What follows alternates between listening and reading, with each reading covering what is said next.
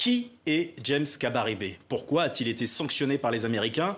Nous en parlons avec Thierry Vircoulon. Bonsoir, vous êtes consultant et chercheur à l'IFRI, l'Institut français des relations internationales. Est-ce que vous pouvez nous présenter ou nous rappeler qui est donc James Kabarebe? Bonsoir. James Kabarebe est un très proche du président Kagame. Ça a été son aide de camp dans les années 90 pendant la guerre. C'est un général à la retraite, donc il a fait toute sa carrière dans l'armée rwandaise et il a été ministre de la Défense en 2010.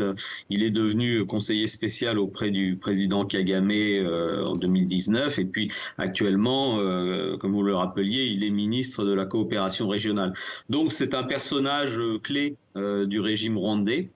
Premièrement, et deuxièmement, comme il était dit dans l'interview, c'est l'homme des rébellions congolaises en quelque sorte à Kigali, puisque il commandait l'armée rwandaise quand elle était à la fin des années 90, quand elle était déployée au Congo. Il a toujours soutenu les rébellions qui étaient du M23, la précédente, et il joue aussi un rôle important dans la coordination entre l'armée rwandaise et puis le M23 actuellement. Thierry Vircoulon, concrètement, en quoi consistent ces sanctions américaines et pourquoi elles interviennent que maintenant? Ce sont des sanctions ciblées, hein, donc ça interdit aux personnes qui sont sanctionnées d'une part d'accéder au territoire américain, d'obtenir un visa pour aller aux États-Unis, et puis leurs avoirs qui sont aux États-Unis sont aussi gelés s'ils en ont.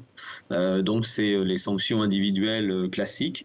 Et alors les sanctions interviennent maintenant et elles frappent James Kabarebe, ce qui est très significatif en fait, parce que comme je le disais, c'est un haut personnage du régime rwandais, hein, c'est quelqu'un qui est au cœur du pouvoir rwandais. Et la logique des sanctions individuelles, en règle générale, c'est qu'elles commencent plutôt par le bas de la pyramide. Et on monte progressivement pour faire monter la pression sur le pays qu'on veut sanctionner.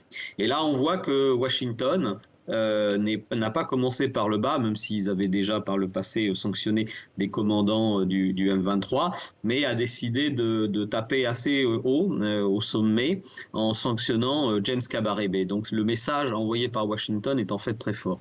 Oui, mais j'ai une question quand même qui se pose. James Kabarebe n'est donc pas le seul à avoir été sanctionné par Washington. Il y a aussi le porte-parole du mouvement rebelle du M23, Laurence Kanyuka. Mais pourquoi ne pas avoir sanctionné des personnalités plus haut placées, comme Paul Kagame, le président rwandais? Parce qu'en règle générale, on ne sanctionne pas, on ne monte pas directement au dernier étage, si je puis dire, lorsqu'on prend des sanctions, parce que comme ça, on se garde une marge pour, comme je le disais, faire monter la pression. Si vous sanctionnez immédiatement le président rwandais ou alors le président russe, eh bien, vous n'avez plus de façon de faire monter la pression diplomatique.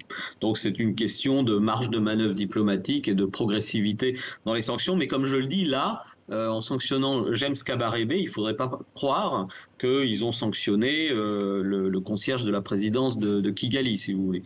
Ils ont sanctionné quelqu'un qui est au cœur du pouvoir rwandais.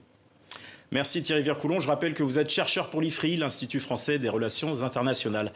Je rappelle enfin à ce sujet que le Rwanda a de son côté dénoncé des sanctions américaines, je cite, comme une décision injustifiée et infondée.